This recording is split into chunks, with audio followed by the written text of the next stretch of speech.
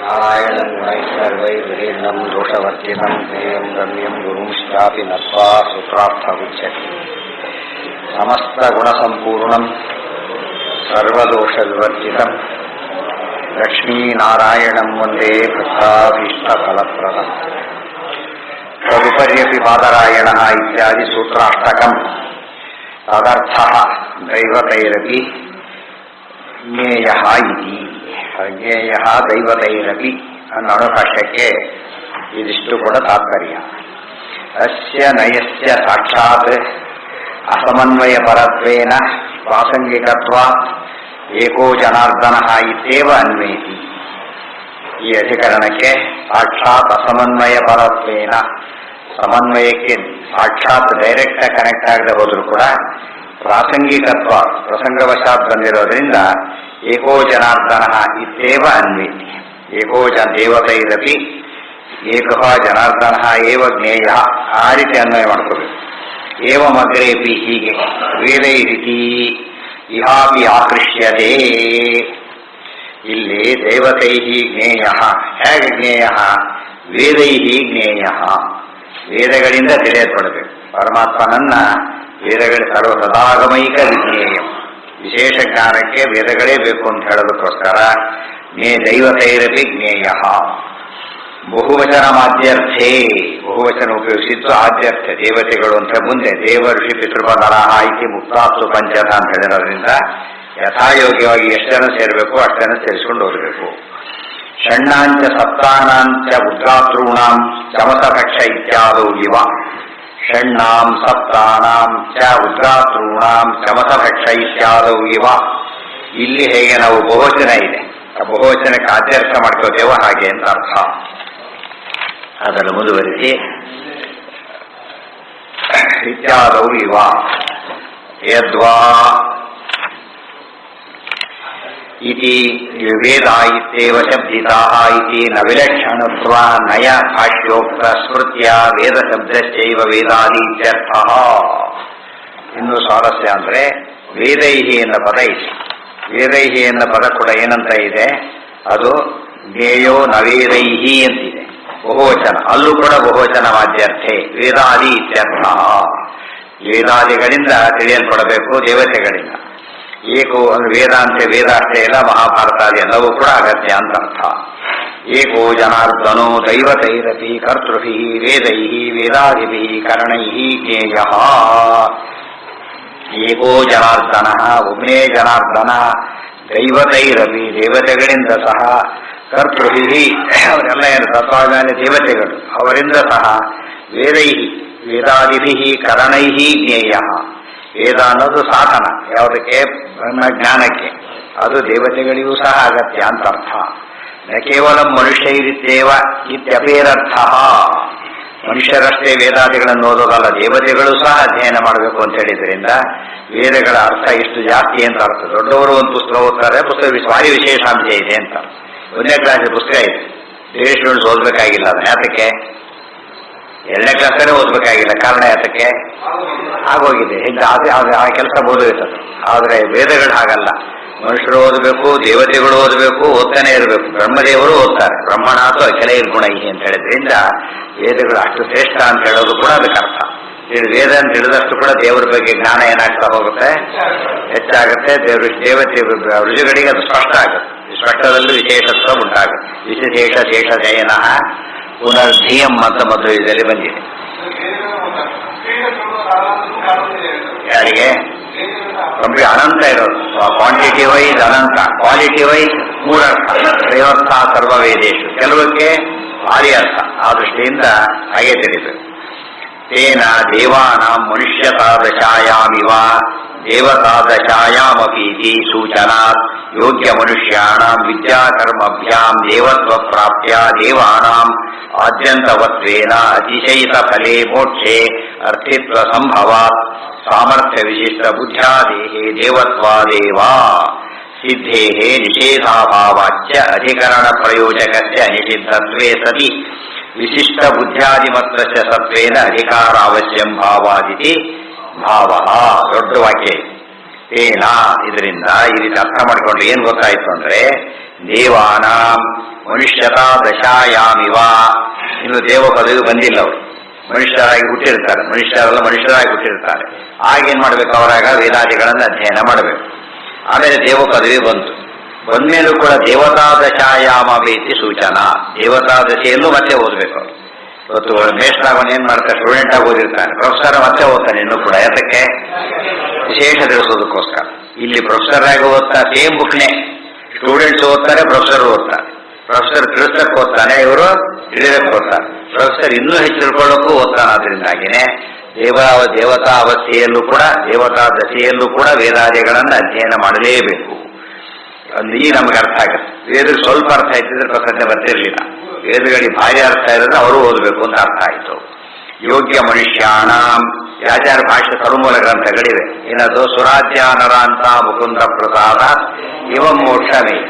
ದೇವತೆಗಳಿಂದ ಹೇಳಿದ ಮನುಷ್ಯರವರೆಗೂ ಓದಬೇಕು ಅಂತ ಹೇಳಿದ್ರಿಂದ, ಅಷ್ಟು ಜನಕ್ಕೂ ಉಪಯುಕ್ತವಾದ ಅರ್ಥ ಇದೆ ಅಂತ ಹೇಳಿದ್ರಿಂದ ಅರ್ಥ ವೈಶಿಷ್ಟ್ಯ ಜಾಸ್ತಿ. ಆಚಾರ್ಯರು ಬರೆದ ಸರ್ವಮೂಲ ಗ್ರಂಥಗಳು ಹೀಗಿದ್ದಾಗ ವೇದಾದಿಗಳಿಗೆ ಅರ್ಥ ಅನ್ನೋದೇನಿರ್ಬೇಕಾಗ ಇನ್ನು ವಿಶೇಷ ಅಪೌರುಷಯ ಒಂದು ಮಹಾಲಕ್ಷ್ಮಿಯ ವಿಮಾನ ದೇವತೆ ಅದು. ಆದ್ದರಿಂದ ಅರ್ಥ ವಿಶೇಷ ಇದ್ದೇ ಇದೆ. ಯೋಗ್ಯ ಮನುಷ್ಯಾಣಾಂ ವಿದ್ಯಾ ಕರ್ಮಭ್ಯಾಂ ದೇವತ್ವ ಪ್ರಾಪ್ತ್ಯ. ಹಾಗೆ ಎಲ್ಲ ಮನುಷ್ಯರು ದೇವತೆಗಳಾಗಿಬಿಡ್ತಾರೆ ಅಂತ ಕೇಳಿದರೆ ಎಲ್ಲ ಮನುಷ್ಯರು ದೇವತೆಗಳಾಗೋದಿಲ್ಲ. ಯಾರಾಗ್ತಾರೆ? 100 ಜನ ಸ್ಟೂಡೆಂಟ್ಸ್ ಹೋಗ್ತಾರೆ, ಎಲ್ಲರೂ ಪ್ರೊಫೆಸರ್ಸ್ ಆಗೋದಿಲ್ಲ. ಎಲ್ಲ ಇಂಜಿನಿಯರ್ಸ್, ಡಾಕ್ಟರ್ಸ್ ಆಗೋದು, ಒಂದೊಂದು ಡಿಸ್ಟ್ರಿಬ್ಯೂಟರ್ ಡೈವರ್ಟ್ ಆಗೋಗ್ಬಿಡ್ತಾರೆ. ಅದು ಕೆಲವು ಮನುಷ್ಯರು ಏನಾಗ್ತಾರೆ, ಅಧಿಕಾರ ಇದ್ರೆ, ಸ್ವರೂಪದಲ್ಲಿ ಯೋಗ್ಯತೆ ಇದ್ರೆ ಎಲ್ಲಿ ಬರ್ತಾರೆ ಅವರು? ದೇವ ಪದವಿ ಬರ್ತಾರೆ. ಯೋಗ್ಯ ಮನುಷ್ಯಾಣಾಂ ವಿದ್ಯಾ ಕರ್ಮಭ್ಯಾಂ ದೇವತ್ವ ಪ್ರಾಪ್ತ್ಯ ದೇವಾನಾಂ ಅತ್ಯಂತವತ್ವೇನ. ದೇವ ಪದವಿ ಎಂಬುದೇನದು? ಪದವಿ ನಿತ್ಯ ಆದ್ರೂ ಕೂಡ ಬಂದವರೆಲ್ಲ ಏನಾಗ್ತಾರೆ? ಚೇಂಜ್ ಆಗ್ತಾನೆ ಇರ್ತಾರೆ. ಹೌದೌದು, ಕಂಟ್ರೋಲ್ ಮಾಡಕ್ಕಾಗಲ್ಲ. ಹೇಳಿದ ನಾನು ಇಂಗ್ಲಿಷ್ ಲೆಕ್ಚರ್ ಪೋಸ್ಟ್ ಖಾಲಿ ಆದ್ರೆ ಯಾರನ್ನ ಸೇರಿಸ್ಬೇಕು? ಅದಕ್ಕೆ ಅವನ್ನೇ ಸೇರಿಸ್ಬೇಕು, ಇನ್ನೊಬ್ರು ಸೇರ್ಸಕ್ಕೆ ಬರೋದಿಲ್ಲ. ಅತಿಶಯಿತ ಫಲೆ ಮೋಕ್ಷೆ ಅರ್ಥಿತ್ವ ಸಂಭವ. ಅತಿಶಯಿತ ಅಲ್ಲ, ದೇವತೆಗಳಾಗಿದ್ದಾರೆ, ಮತ್ತೆ ಯಾಕೆ ಓದಬೇಕು ಅಂದ್ರೆ ಇನ್ನು ಮೋಕ್ಷ ಬೇಕು. ಮೋಕ್ಷ ನಿಶ್ಚಿತ ಅಂದ ಮೇಲೆ ಅತಿಶಯಿತ ಫಲೆ ಮೋಕ್ಷೆ, ಆನಂದ ವೃದ್ಧಿ ಆಗಬೇಕು. ಆದ್ರಿಂದ ದೇವತೆಗಳಾದವರು ಕೂಡ ಏನ್ ಮಾಡ್ತಾರೆ? ಬರೀ ದೇವತೆಗಳು ಬಿಡಿ, ಬ್ರಹ್ಮದೇವರು ಹೈಯೆಸ್ಟ್ ಅವರು ಕೂಡ ಏನ್ ಮಾಡ್ತಾರೆ?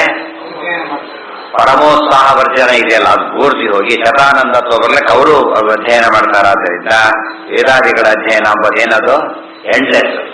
ಯೋಗ್ಯತೆ ತಕ್ಕಂತ ಓದ್ತಾನೆ ಇರಬೇಕು. ಸಮುದ್ರಕ್ಕೆ ಎಷ್ಟು ಜನ ಸ್ನಾನ ಮಾಡಿ ಸಮುದ್ರ ಖಾಲಿ ಆಗುತ್ತೆ? ಸಮುದ್ರ ಎಷ್ಟು ಜನ ಸ್ನಾನ ಮಾಡ್ಬೋದು? ಸ್ನಾನ ಮಾಡಿ ಸುತ್ತರಿದ್ರೆ ಹಾಗೆ ಇರುತ್ತೆ, ಏನೇನೂ ಕಡಿಮೆ ಆಗಿರೋದಿಲ್ಲ. ಗೊತ್ತಾಯ್ತಾ? ಎಷ್ಟೆಷ್ಟು ಕಡಿಮೆ ಆಗೋದಿಲ್ಲ. ವೇದದ ಅರ್ಥ ಹಾಗೆ. ಒಂದು ಪುಸ್ತಕ ಎಷ್ಟು ಜನ ಓದಿದ್ರು ಓದ್ಬೋದಲ್ಲ, ಓದಿಬಿಟ್ಟಾಗಿದೆ, ಏನಿಲ್ಲ ಇಲ್ಲ ಅಂತ ಬಿಡಾಗಿಲ್ಲ. ಇದೆಲ್ಲ ಏನೋ ಮೆಟೀರಿಯಲ್ ಥಿಂಗ್ಸ್ ಎಲ್ಲ ಖರ್ಚಾಗ್ಬಿಡುತ್ತೆ. ಇದು ಆಬ್ಸ್ಟ್ರಾಕ್ಟ್ ಥಿಂಗ್ಸ್ ಎಲ್ಲ ಹಾಗೆ ಇರುತ್ತೆ. ಕರ್ಮಜ ದೇವತೆಗಳಲ್ಲ ಇವರು. ಯಾವ ದೇವತೆಗಳು ಓದೋದೆ, ಬರೀ ಕರ್ಮಜ ದೇವತೆಗಳು. ಎಲ್ಲಾ ದೇವತೆಗಳು ಅಪ್ಲಿಕಬಲ್. ಕರ್ಮಜ ದೇವತೆಗಳು ಒಂದು ಕ್ಲಾಸ್ ಅಷ್ಟೇ, ಅವರಿಗೆ ಕೆಲವು ಕರ್ಮ ಹಿಡಿರ್ತಾರೆ, ಅದು ಮಾಡೋದಷ್ಟೇ. ಹೊರತು ಇದು ಹಾಗಲ್ಲ, ಎಲ್ಲರಿಗೂ ಕಾಮನ್. ಏನ ಬಹಳ ಕಡಿಮೆ ಬರೋದು ಅವರು. ಗೊತ್ತಾಯ್ತಾ? ಅಜಾನಜ ಕರ್ಮದೇವತೆಗಳು ವಿಷಯ ಗೊತ್ತಿದೆಯಲ್ಲ, ಬಹಳ ತಾರತಮ್ಯ ತುಂಬಾ ಕಡಿಮೆ ಅವರು. ಬ್ರಹ್ಮದೇವರವರೆಗೂ ಋಷಿಗಳು ಓದ್ತಾರೆ ಅಂತ ಹೇಳಿದಾಗ ವಿಶೇಷ ಬಾಲಿದಳು. ಸಾಮರ್ಥ್ಯ ವಿಶಿಷ್ಟ ಬುದ್ಧಾದೇಹೇ ದೇವತ್ವಾದೇವ ಸಿದ್ಧೇಹೇ. ಮನುಷ್ಯರಾಗಿ ಓದಿರ್ತಾರೆ, ದೇವತೆಗಳಾದಾಗ ಯಾತಕ್ಕೆ ಓದ್ತಾರೆ ಅಂತ ಕಾರಣ ಹೇಳಿದರು. ವಿಶೇಷ ಏನು ಬರುತ್ತೆ ಅಂದ್ರೆ ಮನುಷ್ಯ ದಶೆಯಲ್ಲಿ ಬುದ್ಧಾದಿಗಳಿದೆ ಓದ್ತಾರೆ.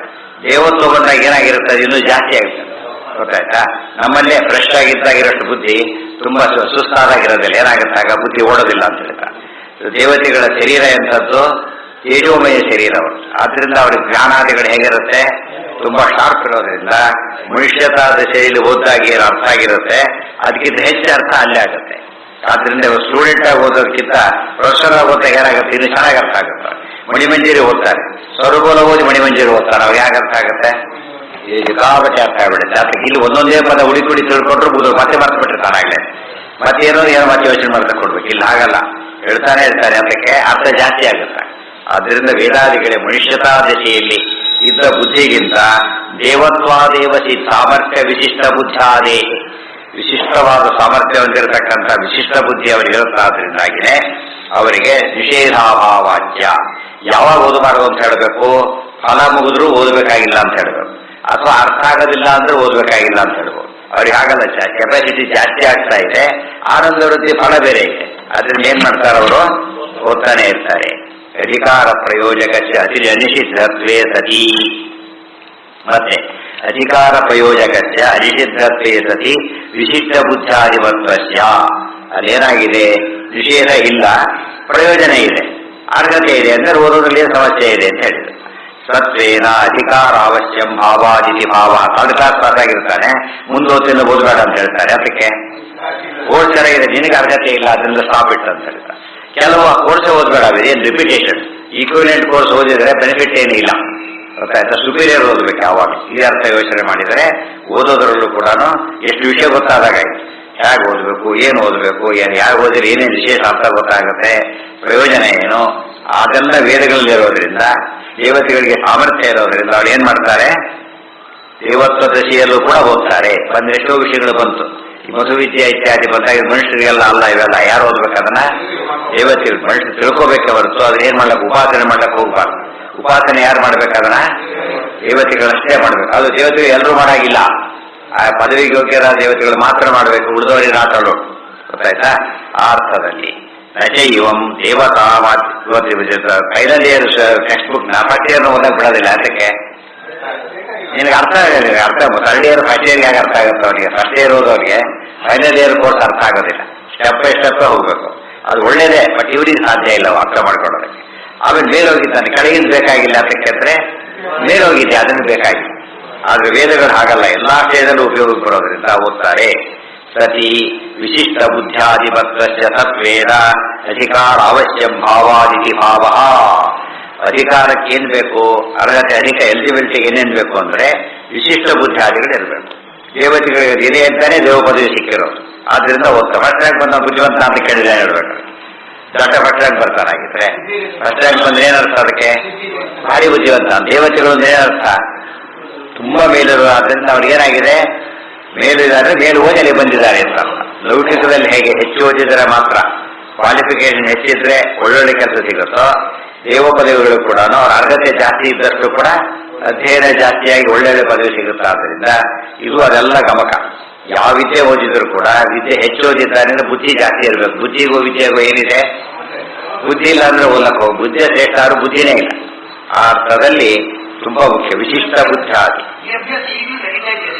ಹೌದೌದು, ಇಲ್ಲ ನಡೀತು, ಅಷ್ಟರ ವಿಷಯ ಅದರಲ್ಲಿದೆ. ಅನಂತ ವೇದ ಅದು. ಇವತ್ತು ನಮಗೇನೆ ಕೆಲವು ಪದಾರ್ಥ ಎಲ್ಲಿ ಸಿಗುತ್ತೆ ಅಂತ ಅವ್ರಿಗೆ ಗೊತ್ತು, ನಮಗೆ ಗೊತ್ತಿರೋದೇ ಇಲ್ಲ. ಲೇಟೆಸ್ಟ್ ಏನೋ ಬಂದಿರುತ್ತೆ, ಇಂಜಿನಿಯರಿಂಗ್ ಗೊತ್ತಿರುತ್ತೆ, ನಮಗೆ ಗೊತ್ತಿರೋದು ಎಲ್ಲ ಹಳೆಯ ಕಾಲ ತರ್ತೀರೋ, ಇವಾಗ ಎಷ್ಟು ಅಡ್ವಾನ್ಸ್ ಬಂದಿದೆ ಗೊತ್ತಾ ಅಂತ ಹೇಳ್ತಾರೆ. ಸ್ವಿಚ್ ಸಮೇತ ಎಲ್ಲ ಹೊಸ ಬಂದಿರುತ್ತೆ. ಯಾರಿಗೆ ಗೊತ್ತದೆಲ್ಲ, ಸಂಬಂಧಪಟ್ಟವರಿಗೆ, ದೇವತೆಗಳು ಸಂಬಂಧಪಟ್ಟವರ ಅದೇ ಹುಡುಕಿರ್ತಾರ, ಅದೇ ಕೆಲಸ ಅವರಿಗೆ. ದೇವರ ಬಗ್ಗೆ ತಿಳ್ಕೊಳ್ಳೋದೇ ಕೆಲಸ ಸಿಗುತ್ತೆ.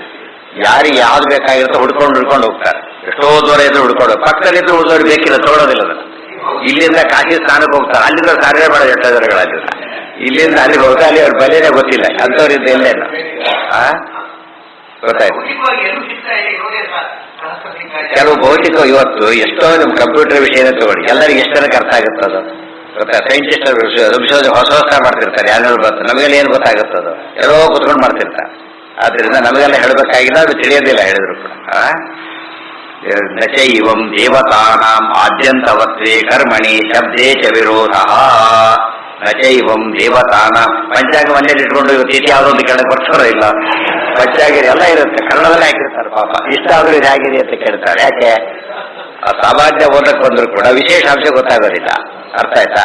ನನ್ನ ಸಂಬಳದ ಬಗ್ಗೆ ಇನ್ಕಮ್ ಟ್ಯಾಕ್ಸ್ ನೌಕರಿ ಯಾಕೆ ಕೇಳಬೇಕಾಗಿತ್ತ ಹೆಸರನ್ನ ನಾನು ಲೆಕ್ಕ ಹಾಕ್ಬೋದಲ್ಲ. ಇನ್ಫ್ಯಾಕ್ಟ್ ಇವ್ರ ಸಂಬಳ ಇವರಿಗೆ ಗೊತ್ತು, ಅವರಿಗೆಲ್ಲ ಟ್ಯಾಕ್ಸ್ ಅವರಿಗೆ ಗೊತ್ತು, ಇವರಿಗೆಲ್ಲ ತಮಾಷೆ ಅಂದ್ರೆ ಸಂಬಳ ಗೊತ್ತಿರೋದು ಇವರಿಗೆ, ಟ್ಯಾಕ್ಸ್ ಗೊತ್ತಿರೋದವ್ರಿಗೆ. ಅದಕ್ಕೆ ಆ ವಿಷಯದಲ್ಲಿ ಅವರಿಗೆ ಪ್ರಭೇದ ಇದೆ, ಸಾಮರ್ಥ್ಯ ಇದೆ.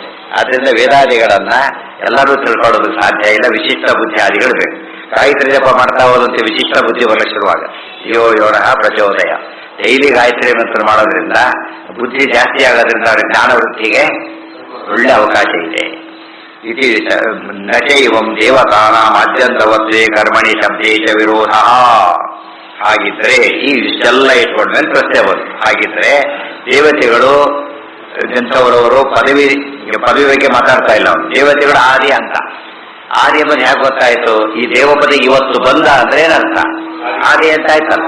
ಮತ್ತೆ ಇನ್ನೊಬ್ರು ಬರ್ತಾರೆ ಹೋಗ್ಬೇಕಲ್ಲ, ಇವರು ಆದಿ ಅಂತ ಎರಡು ಇದೆ ಅಂತ ಆಯ್ತಲ್ಲ.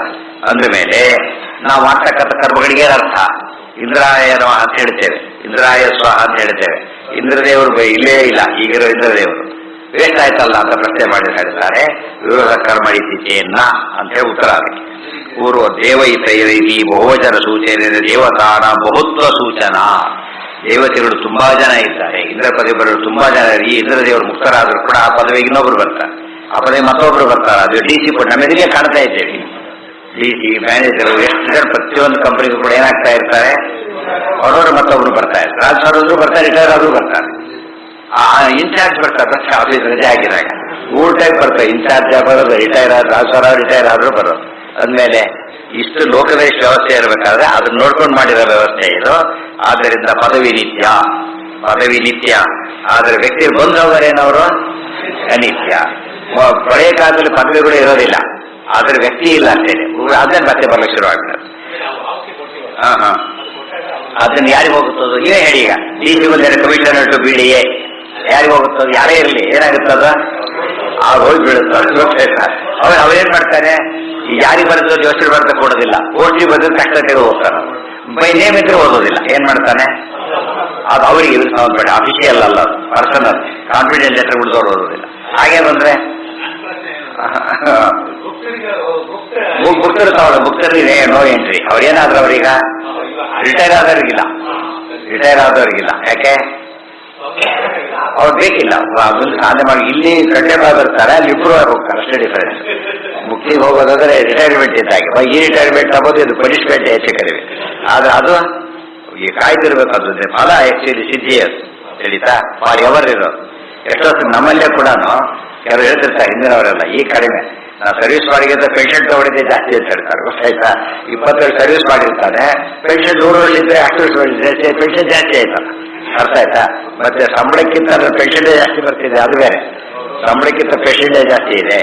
ಎಷ್ಟೋ ಜನ ಸಿಂಗಲ್ ಡಿಜಿಟ್, ಡಬಲ್ ಡಿಜಿಟ್ ಅಲ್ಲಿ ಬಂದಿರ್ತದೆ, ಟ್ರಿಬಲ್ ಡಿಜಿಟ್ ಪೆನ್ಷನ್. ಆಮೇಲೆ 5 ಡಿಜಿಟ್ ಹೋಗಿರ್ತಾರೆ, 4-5 ಡಿಜಿಟ್ ಬರುತ್ತೆ, ಯಾಕಂದ್ರೆ ಪೆನ್ಷನ್.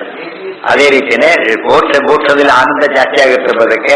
ನಮ್ಮ ಪೆನ್ಷನ್ಸ್ ಎಕ್ಸಾಂಪಲ್ಸ್ ಆಗಿ ಅದರಲ್ಲೂ ಡಬಲ್ ಬೆನಿಫಿಟ್ ಇದೆ. ಮತ್ತೆ 80 ಆದ್ಮೇಲೆ ಮತ್ತೆ ಯಾರು ಮಾಡ್ತಾರೆ, 85, 90, 95, 100% ಪೆನ್ಷನ್, ಅದು ಡಬಲ್ ಆಗುತ್ತೆ. ಅಡ್ವಾಂಟೇಜ್ ಇದೆಯಾ ಇಲ್ಲ? ಈಗ ನಮ್ 100 ವರ್ಷದಲ್ಲಿ ಸಾರಾಡ್ಬೇಕಾದ್ರೆ ಅನಂತ ಕಾಲದ್ದು ನಚ ಪುನರಾವರ್ತತೆ. ಎಂತ ಆನಂದ ಅದು! ಇದೆಲ್ಲ ಟರ್ಮ್ಸ್ ಆಫ್ ಮನಿ ನೋಡ್ತೇವೆ, ಅಲ್ಲಿ ಟರ್ಮ್ಸ್ ಆಫ್ ಆನಂದ ನೋಡ್ತಾರೆ, ಅದು ಇಂಪಾರ್ಟೆಂಟ್. ಈಗ ಫೈನಲ್ ರಿಸಲ್ಟ್ ಮನಿ ಅಲ್ಲ, ಯಾವುದು ಆನಂದ. ಅರ್ಥ ಎಷ್ಟು ಸಂಬಳ ಭಾರಿ ಎಲ್ಲ ಡಿಡಕ್ಟ್ ಆಗಿಬಿಡುತ್ತೆ ಅಂತಾನಲ್ಲ, ಹೋರಾಟ. ಸಂಬಳ ಖುಷಿ ಇದ್ರು ಡಿರೆಕ್ಷನ್ ದುಃಖ ಪಡ್ತಾರೆ, ಮೋಟದಲ್ಲಿ ಡಿರೆಕ್ಷನ್ನೇ ಇಲ್ಲ. ಗೊತ್ತಾಯ್ತಾ? ಆನಂತರ ಕೇಸುಗಳು ಬೇರೆ, ಆದ್ರಿಂದ ಯೋಚನೆ ಇಲ್ಲ. ಹೌದೌದು, ಅದು ಸುಮ್ಮನೆ ಎಂಜಾಯ್ ಮಾಡಬೇಕು. ಪ್ರೊಫೆಸರ್ ಆಗಿ ಎಲ್ಲ ರಿಟೈರ್ಮೆಂಟ್ ಪುಸ್ತಕ ಕೂತಿದ್ದಾರೆ, ಅದು ಏನು ಪ್ರಮೋಷನ್ ಇಲ್ಲ, ಏನೇನೂ ಇಲ್ಲ. ಬಟ್ ಎಂಜಾಯ್ ಸ್ಪೋರ್ಟ್ ಆಯ್ತು, ಯಾಕೆ ಟೆನ್ಷನ್ನೇ ಇಲ್ಲ. ಈಗ ಅಲ್ಲಾದ್ರೂ ಪಾಠ ಏನೇನೋ ಟೆನ್ಷನ್ ಇರುತ್ತೆ. ವಿದ್ಯಾರ್ಥಿಗಳಿಗೆ ಹಾಗೇನೆ ಎಕ್ಸಾಮ್ನಲ್ಲಿ ಎಷ್ಟೋ ವಿಷಯ ಕನ್ಫ್ಯೂಸ್ ಒತ್ತಾಡ್ತಿರ್ತಾರೆ, ಅವಸರಕ್ಕೆ ಓದ್ತಾರಲ್ಲ, ಮುಂದೆ ಎಷ್ಟು ಸುಲಭ ಆಗ್ತಿರ್ತಾವೆ. ಟೆನ್ಷನ್ ಇದ್ದಾಗ ಅವರಿಗೆ ಕ್ಲೀನಾಗಿ ಒಂದು ಅರ್ಥ ಆಗಿಬಿಡುತ್ತೆ. ಅದಕ್ಕೆ ಟೆನ್ಷನ್ ಇದ್ದಾಗ ಎಷ್ಟೋ ವಿಷಯ ಕನ್ಫ್ಯೂಷನ್ ಆಗುತ್ತೆ. ಟೆನ್ಷನ್ ಇಲ್ಲೇ ಇದ್ದಾಗ ಏನಾಗುತ್ತೆ, ಅಷ್ಟು ಸಾಲ್ವ್ ಆಗಿಬಿಡುತ್ತೆ.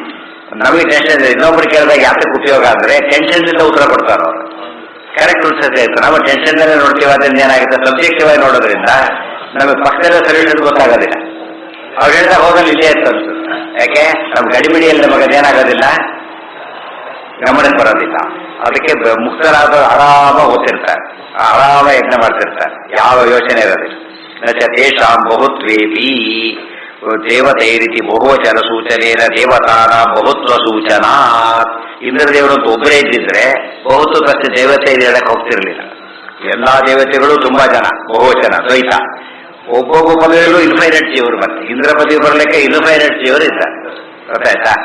ಅದನ್ನ ಅರ್ಥ ಮಾಡ್ಕೊಂಡ್ರೆ ಎಷ್ಟು ವ್ಯವಸ್ಥೆ. ಇವತ್ತು ಆಧುನಿಕ ವ್ಯವಸ್ಥೆಗಳೆಲ್ಲ ಅದು ಲಿಮಿಟೇಷನ್ ಅಂತ ಕ್ಲಿಯರ್ ಆಗಿ ಗೊತ್ತಾಗುತ್ತೆ. ಪೂರ್ವೋತ್ತರ ಕಾಲಯೋ ಇದಾನೀಂತರ ಇಂದ್ರಾದಿ ದೇವತಾ ಭಾವೇಪಿ. ಪೂರ್ವ ಉತ್ತರ ಕಾಲಯೋ, ಇವತ್ತು ಇಂದ್ರ ದೇವರಿದ್ದಾರೆ, ಇವರು ಪೂರ್ವ ಕಾಲದಲ್ಲಿಲ್ಲ, ಉತ್ತರ ಕಾಲದಲ್ಲೂ ಇಲ್ಲ. ಪೂರ್ವ ಕಾಲ ಅಂದ್ರೇನು, ಮುಂಚಿನ ಕಾಲದಲ್ಲಿ ಇಲ್ಲ, ಇನ್ನೂ ಬಂದೇ ಇಲ್ಲ. ಎಷ್ಟು ಸ್ಟೂಡೆಂಟ್ ಈಗ ಅಪಾಯಿಂಟ್ಮೆಂಟ್ ಪ್ರಶ್ನೆನೇ ಇಲ್ಲ, ಆಮೇಲೆ ರಿಟೈರ್ಡ್ ಇಲ್ಲೇ ಇಲ್ಲ. ಅದೇ ರೀತಿಯೇ ಪೂರ್ವ ಉತ್ತರ ಕಾಲಯೋ ಇದಾನೀಂತರ ಇಂದ್ರಾದಿ ದೇವತಾ ಅಭಾವಿ. ಈಗಿರತಕ್ಕಂಥ ಇಂದ್ರಾದಿ ಇಲ್ಲದೆ ಹೋದ್ರು ಕೂಡ ತದನ್ಯ ದೇವತಾ ತತ್ವೇನ, ಅಷ್ಟೇ ಸಾಮರ್ಥ್ಯ ಇರತಕ್ಕಂಥ ಇನ್ನೊಬ್ಬ ದೇವತೆಗಳಿರೋದ್ರಿಂದ ತದುದ್ದೇಶೇನ ಕರ್ಮಾನುಷ್ಠಾನಸ್ಯ, ನಾವು ಇಂದ್ರಾಯಸ್ವ ಅಲ್ಲಿ ಹೋಗೋದ್ರಿಂದ ನಾವು ಮಾಡ್ತಕ್ಕಂಥ ಕರ್ಮ ಏನಾಗ್ಲಿಲ್ಲ, ಅರ್ಥ ಆಗೋದೇ ಇಲ್ಲ. ತತ್ ಪ್ರತಿಪಾದಕ ಅನಾದಿ ನಿತ್ಯ ಶಬ್ದ ಪ್ರಾಮಾಣ್ಯಸ್ಯ ಚ ಉಪಪತ್ತೇ ರೀತಿ ಭಾವ. ಆದ್ದರಿಂದ ಇವು ತಮಾಷೆ ಏನಿತ್ತು, ಒಂದು ಇಂದ್ರಾಯಣ ಅಂತ ಹೇಳಬೇಕು, ಸ್ವಾಹ ಅಂತ ಹೇಳಬೇಕು ಅಂತ ಹೇಳ್ತೀರಿ, ಇಂದ್ರದೇವರ ಅನಿತ್ಯ ಅಂತ ಹೇಳ್ತೀರಿ, ವೇದಗಳ ನಿತ್ಯ ಅಂತೀರಿ. ಸೊ ವೇದಗಳಿಗೆ ಗುರಿನೇ ಇಲ್ಲಲ್ಲ, ವೇಸ್ಟ್ ಆಗುತ್ತೆ ಅಂತ ವೇಸ್ಟ್ ಆಗೋದಿಲ್ಲ. ಪದವಿ ಬೇರೆ, ವ್ಯಕ್ತಿ ಬೇರೆ, ಆದ್ರಿಂದ ಪದವಿಗೆ ಹೋಗ್ತಾನೆ ಇರುತ್ತೆ, ಆದ್ರಿಂದ ಸಮಸ್ಯೆ ಬೇಡ. ಏನಾಗಿರುತ್ತೆ ಪದವಿ ಎಲ್ಲ? ಈಗ ಯಾವ ಮಿನಿಸ್ಟರ್ ಅಂತ ಹೇಳಿ ನೋಡಂತ, ಈಗ ಯಾವ್ದಕ್ಕೆ ಯಾವ ಮಿನಿಸ್ಟರ್ ಇದ್ದಾರೆ? ಈಗ ಏನಿಲ್ಲ, ಈಗ ಗೊತ್ತಾಗ್ತಿಲ್ಲ, ಮಿನಿಸ್ಟ್ರಿನೇ ಇಲ್ಲ, ಚೀಫ್ ಮಿನಿಸ್ಟರ್ ಜಿಗ್ನೇಶ್ ಅಷ್ಟೇ ಹೊರತು ಇಲ್ಲೇ ಇಲ್ಲ. ಅದ್ ಮಾತ್ರಕ್ಕೆ ಏನಾಗಿಲ್ಲ, ಪೋಸ್ಟ್ಗಳಿದೆ ಇಲ್ಲ, ಪೋಸ್ಟ್ಗೆ ಬಟ್ ಫಿಲಪ್ ಆಗಿಲ್ಲ ಅಷ್ಟೇ ಹೊರತು ಆಲ್ ಪೋಸ್ಟ್ ಆರ್ದೆ. ಹಳೆಯ ಕಾಲದಲ್ಲೂ ಕೂಡ ಹೇಗಿದೆ, ಪೋಸ್ಟ್ ಇವೆ, ವ್ಯಕ್ತಿಗಳು ಯಾರು ಇಲ್ಲ, ಯಾಕೆ ಎಲ್ಲ ಒಳಗೆ ಕೂತ್ಬಿಟ್ಟಿದ್ದಾರೆ. ಬಂದ ಕಷ್ಟ ಮತ್ತೆ ಅಪಾಯಿಂಟ್ ಆಗ್ತಾ ಹೋಗ್ತಾರೆ. ಪೋಸ್ಟ್ ಬೇರೆ, ವ್ಯಕ್ತಿ ಇಂಡಿವಿಜುವಲ್ಸ್ ಎಲ್ಲ ಚೇಂಜ್ ಆಗ್ತಾರೆ, ಪೋಸ್ಟ್ ಮಾತ್ರ ಹಾಗೆ ಇರುತ್ತೆ. ಅದು ವ್ಯಕ್ತಿ ಇಲ್ಲ, ವ್ಯಕ್ತಿ ಇಲ್ಲ. ಈಗ ಯಾರು ಇಲ್ಲ, ಅದು ವ್ಯಕ್ತಿ ಇಲ್ಲ ಅಷ್ಟೇ ಇದೆ. ಪೋಸ್ಟ್ ವ್ಯಾನಿಷ್ ಆಗಿಲ್ಲ, ಮತ್ತೆ ಪೋಸ್ಟ್ ಹಾಗೆ ಇದೆ, ವ್ಯಕ್ತಿ ಇಲ್ಲ. ಸೊ ಶಕ್ತಿ ಬೇರೆ, ವ್ಯಕ್ತಿ ಬೇರೆ. ಮಿನಿಸ್ಟ್ರಿ ಅಂದ್ರೆ ಒಂದು ಫಾರಂ ಇದೆ, ದೇವತೆಗಳ ಸರ್ಕಾರ, ದೇವಸ್ಥಾನ ಒಂದು ಫಾರಂ ಇದೆ. ಆದ್ರೆ ಪಳೆಯ ಕಾಲದಲ್ಲಿ ಅದೇನಿಲ್ಲ, ವ್ಯಕ್ತ ಆಗೋದಿಲ್ಲ. ಸೃಷ್ಟಿ ಕಾಲ ಮತ್ತೆ ಶುರುವಾಗಿದೆ ಅಷ್ಟೇ ಹೊರತು ನಾಶ ಆಗಿಲ್ಲ.